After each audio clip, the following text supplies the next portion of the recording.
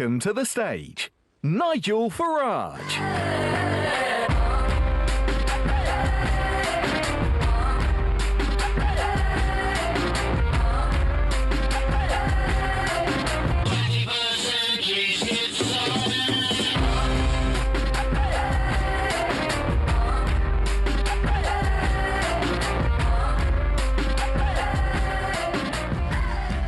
Good morning, Doncaster.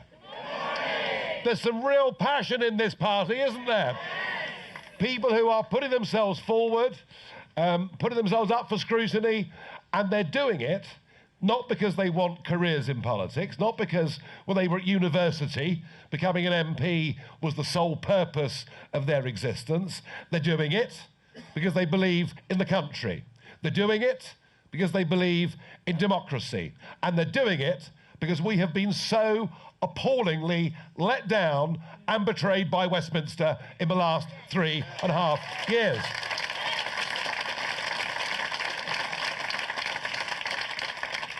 Now, in the 2015 general election, I was leading UKIP. And of course, there was a certain Mr. Miliband. You've heard of him, yeah? Who was leading Labour. And I came to Doncaster and I went to a working man's club. It was a Tuesday afternoon. I popped in there. The racing was on. A few beers on the go. So I went in, I met people, had some pretty lively debates with people who'd mostly voted Labour for the whole of their lives, but some were beginning to wonder whether the Labour Party was still for them. Anyway, about 300 yards down the road from the working man's club was Ed Miliband's constituency office. So I said to the bloke that ran the club, "Oh, you must see Ed Miliband quite regularly in here." "You've got it, haven't you?" "This lot are so far ahead of any other crowd in the country." And he said, "No, Ed Miliband has never been in." And it was the first time I'd realised that Ed Miliband and these London Labour politicians who represent northern constituencies literally would not be able to have a normal conversation with their constituents, that it's a Labour Party of Dalston, not a Labour Party of Doncaster, and that actually they'd just been able for decades to take you all for granted. And that was then. That was then. And in line with that change that was beginning to happen, the UKIP candidates in Doncaster were scoring, getting up for 25% of the vote, which was pretty amazing, you know, given how politics has been dominated by two parties for so many years. But let's fast forward to this general election.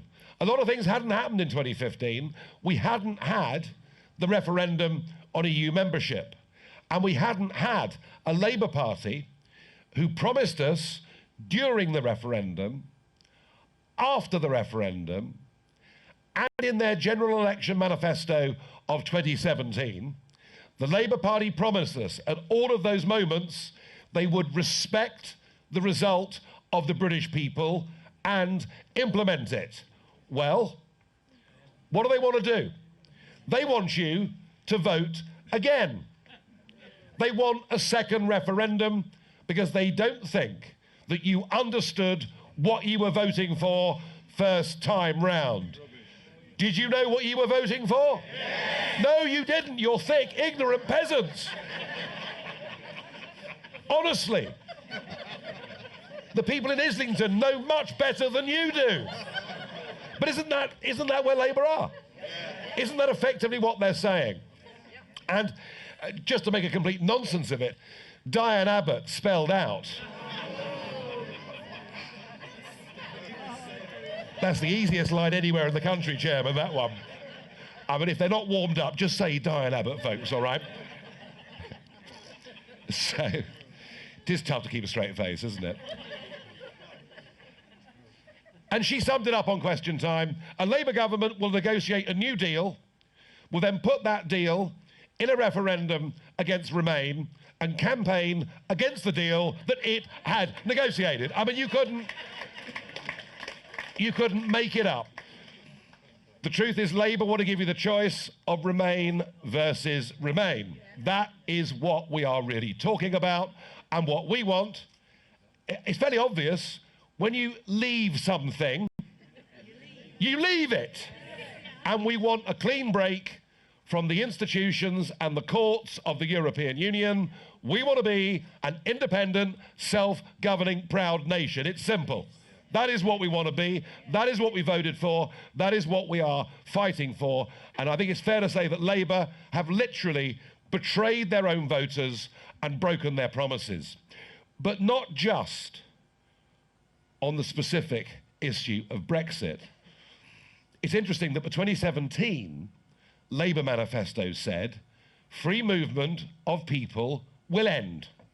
Now, one of the reasons that we voted Brexit is because of the sheer vast numbers of people coming into our country.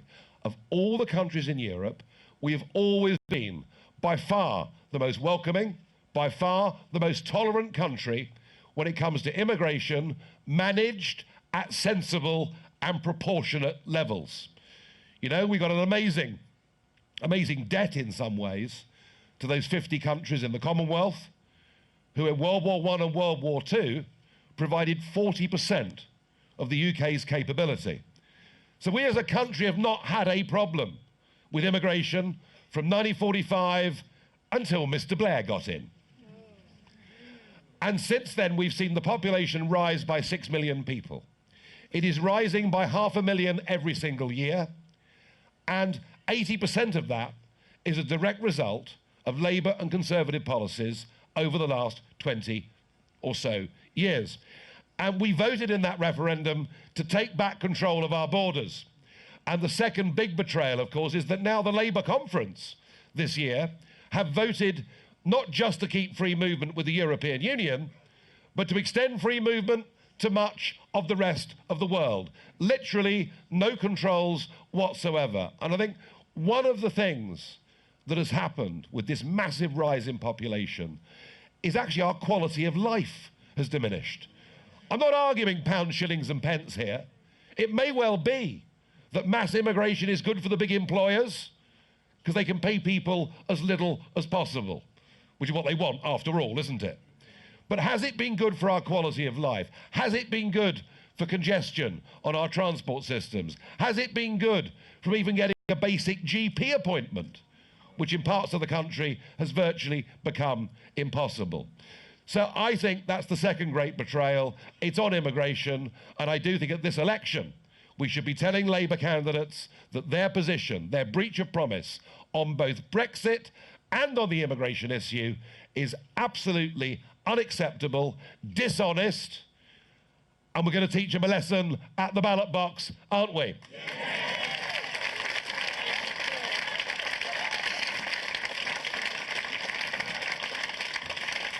Now, when it comes to the Conservatives, the one thing I can say with certainty is if we hadn't set the Brexit party up earlier this year, Theresa May would still be Prime Minister.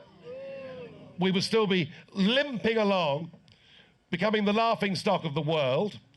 And the fact we formed this party, we stormed to success, as you know, in the European elections, that got rid of Mrs. May. I think it also stopped at that moment the huge momentum that was building up for a second referendum. Remember, that was the talk every day, wasn't it? You know, 500,000 people marching in London and all the rest of it. I think we did reverse that. And we've now shifted the Boris Johnson position significantly. You know, he has said in the Conservative manifesto that we will leave next year. He said in the Conservative manifesto, we'll go for a simple trade deal, not based on political or regulatory alignment. I'm very happy with a trade deal with Europe, aren't you? Yeah. Trade is trade, but not to be bound by all of their laws. So we've shifted, Boris, a very, very long way, and that is a massive achievement. It would not have happened if they weren't very, very frightened of us. But the other big job we've got to do here in Doncaster and across these seats that voted 70% leave, across these seats that are represented by effectively Remainer Labour MPs, across these seats where Labour want you to vote again. I know we're going to take a huge number of Labour votes in these seats. But to win, we have to make the argument to the Conservatives living in these constituencies that the Conservatives have never won here.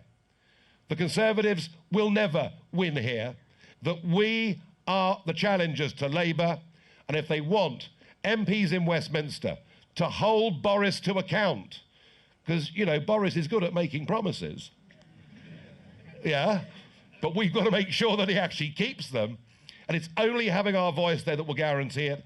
So I need you to help me by going out and spreading that message to people who are inclined to vote Conservative, people who perhaps like Boris, but make the argument in these constituencies, if you're a Leaver and you vote Conservative, it's a wasted vote in Doncaster. The vote for Brexit is for the Brexit Party in these constituencies.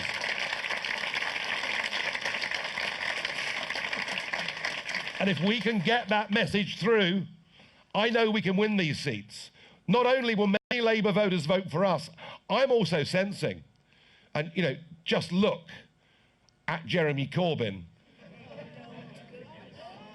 on the BBC last night. Did you see it? I mean, he is completely in denial, isn't he? Completely in denial. His friendships with Hamas, his friendships with Hezbollah. I mean, a very, very extreme cult has taken over the Labour Party. He doesn't look like a Prime Minister. He also, and I'm being told in Yorkshire by people, had it from several people, that actually the man is effectively an IRA sympathiser to boot. And people feel very strongly about that.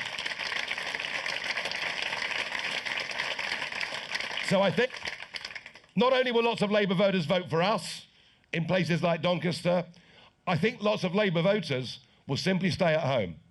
They will not be able, even if they voted Labour all their lives, they will not be able to vote for this man who does not look like a Prime Minister and who frankly is not fit to be a Prime Minister. So history is what it is. Massive Labour majorities in these areas. But I think back to 2015, if leading UKIP, we managed to get 25% of the vote from nowhere before these Labour betrayals, and given the frustration there is now amongst the people of this country, I tell you what, we're going to get very, very big scores in these seats. We really are.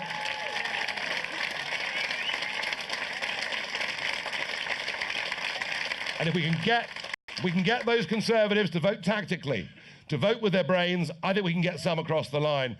But I want to just finish with this one point. Getting Brexit, getting our country back its independence that incidentally should never, ever have been given away in the first place, in my opinion. I really think my parents' generation were conned. You know, if my parents had thought, that effectively what was called a common market would finish up wanting its own army, they'd never ever have voted for it back in 1975. But the idea that after Brexit, that everything goes back to the way that it was, just isn't good enough. What Brexit has shown us in the last 3.5 years is that we now have a 19th century set of political institutions that are not fit for the 21st century. And you will hear nothing from Boris. You'll get your questions in a minute, I promise. You will hear nothing from Boris, nothing from Corbyn, nothing about reform and change. They want the system to stay exactly as it is. They even want to keep a postal voting system that has shown itself again and again to be open to fraud, intimidation and abuse. We want to scrap the register and go back to people that work overseas or are infirm. The voting system itself, we must have some degree of proportionality.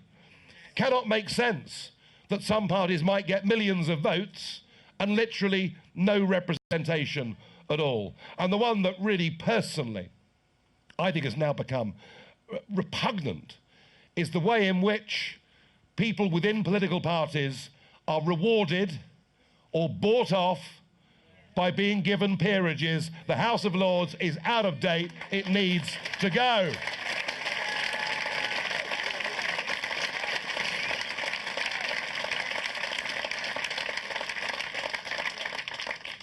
So we'll campaign to make sure we get a proper Brexit, not just Brexit in name only. We will campaign to change politics for good, to re-establish that bond of trust that needs to be there between the governors and the governed. You see, at the moment, they are the masters, treating us like the servants.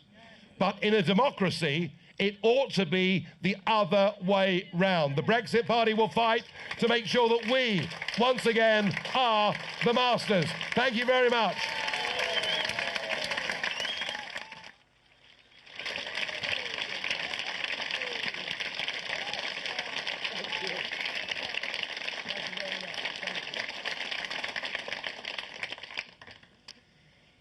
Thank you. Just while Nigel catches his breath, there's a few questions here, some of which I'll pose, Nigel. But Denise from Bolsover, and sort of Nigel actually answered the question, so I want you to feel that the questions you've given us have been considered and be reflected. So it's Denise from Bolsover.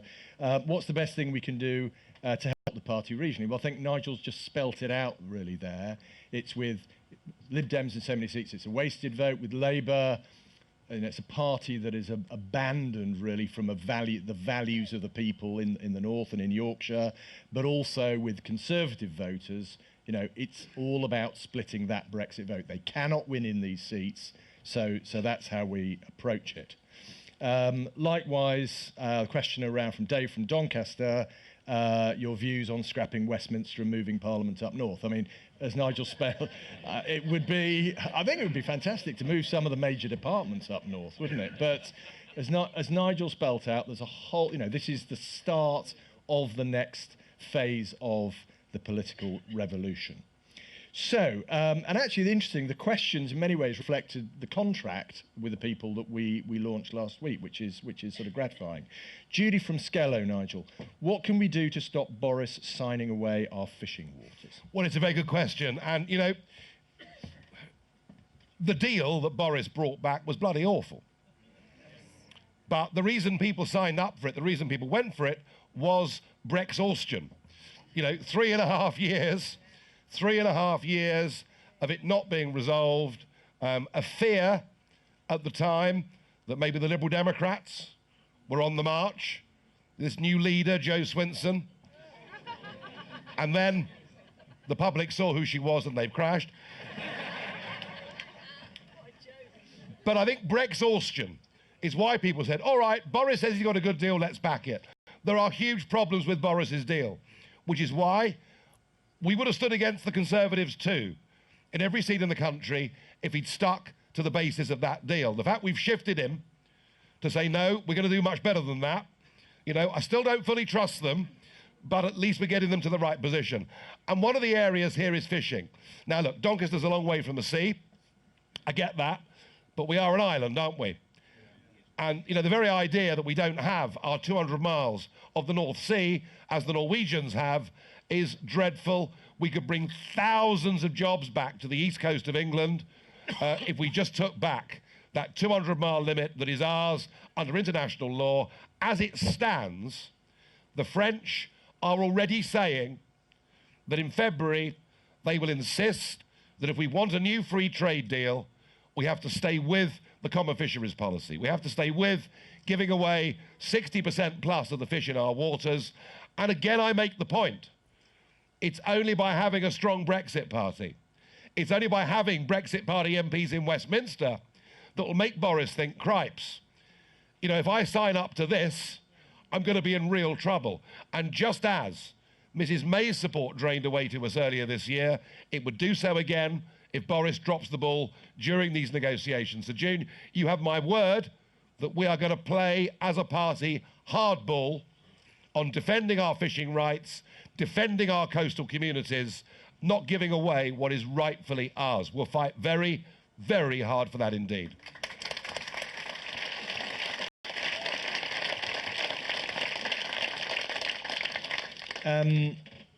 Before I come to the last question, there was another question from John from Sheffield. Any plans to stop foreign companies buying British companies? Well, I hope we kind of laid that out a little bit earlier in terms of idea for designating strategic national industries. France and Germany would always do that. They'd never allow an overseas company to take over a company like British Steel. It's kind of obvious, and in fact, I can't remember, it's one of the Labour or Conservative politicians were mentioning it on the radio the other day. It's like, but the thing is, they've had 40 years to think about this. You know, from the big industrial economic changes this country went through in the 80s. They've had 40 years to think about it. But so our view is this creation of the designation of strategic national industries, which is just seems common sense. The last question, Nigel, which is something which I know you feel very passionately about and is such an important topic. Richard from Barnsley, please can you clarify what's going on with the British Army? Well, Richard, this is a very important point.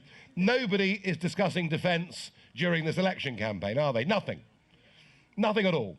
And let's be frank, since 2010, since the Tories have been in power, we have seen completely unacceptable cutbacks to our Army, Navy and Air Force. I can scarcely believe the extent to which the Conservatives have downgraded our armed forces. Goodness only knows what Corbyn would do with our armed forces, I shudder to think. Next week, there is a NATO summit taking place in London, and the big cheese of NATO, of course, is the American President Donald Trump. So Trump will be in London next week, and NATO is going to be the discussion. Of the 28 members of NATO, at the moment, only a handful spend the required 2% per annum to be part of the club. And of course, the Americans spend nearly 80% of the entire NATO budget. Now, they're bigger than us, but Trump has made it clear, whether you're as big as they are or as small as some of the Latvian states, provided people pay their way, the Americans are happy to continue to support NATO. But at the same time, we've got the European Defence Union. They want by 2025 to have their own army, air force and navy. We've got quotes from Juncker, quotes from Macron, quotes from Verhofstadt, saying, not only do we want to have an army, we want to use an army. Now, I find this militarization of a project that is fundamentally undemocratic anyway very, very worrying. And it seems to me, looking at the withdrawal agreement, the intention is that the UK will stay linked to the European Defence Union. And I think we've got a choice to make. Either we stay with independent forces working together in NATO and keep the Five Eyes intelligence community, which is the most important intelligence community in the world, or we go down a European route. And I have to say, I don't believe there's a single one of the 17.4 million of us that wants anything to do with a European army, and I will try and make some noise on this issue next week, I really will.